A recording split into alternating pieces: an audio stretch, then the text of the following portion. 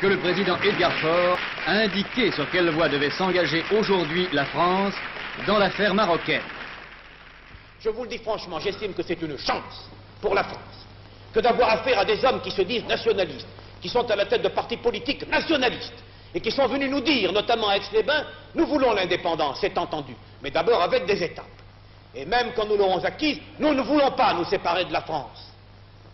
Indépendants, libres et égaux, nous resterons avec vous dans l'interdépendance, nous créerons une communauté franco-marocaine, et ces hommes, nous voulons les écarter, ces hommes qui portent à nous l'avenir.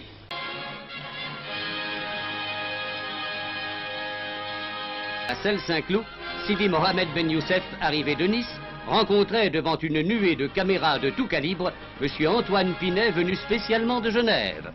La fin du problème marocain est maintenant en vue. En même temps que M. Antoine Pinet reconnaissait au nom du gouvernement français Sidi Mohamed Ben Youssef comme souverain du Maroc.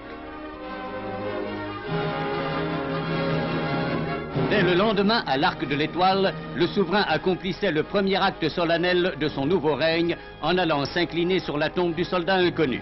De journalistes et de cinéastes ont envahi le pavillon Henri IV à Saint-Germain pour fixer l'acte spectaculaire de la réconciliation marocaine. S'inclinant par 3 fois au pied de celui dont il avait été l'adversaire le plus irréductible, le pacha de Marrakech a reconnu... Écrire succinctement comme suit. Le Maroc, je ne le conçois pas éloigné ou séparé de la France.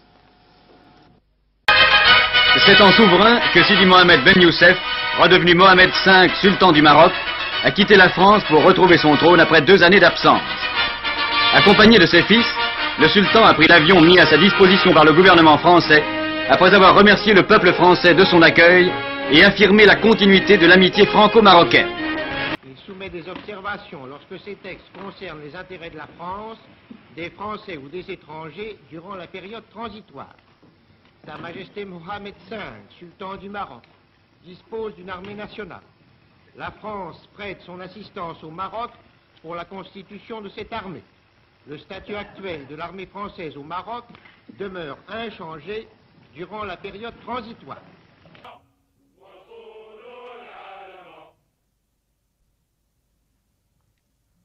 La jeune armée marocaine a aussi ses blindés.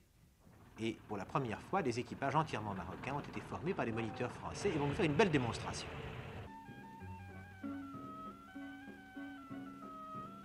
Des moniteurs forment le futur spécialiste des transmissions. Les policiers veillent à la sécurité. Les motards, comme dans toutes les capitales d'Europe, et ce sont les motards français qui encadrent le souverain, et les jeunes moniteurs, qu'ils soient de la jeunesse et des sports ou de l'armée royale, sont là pour former aussi les futurs cadres marocains.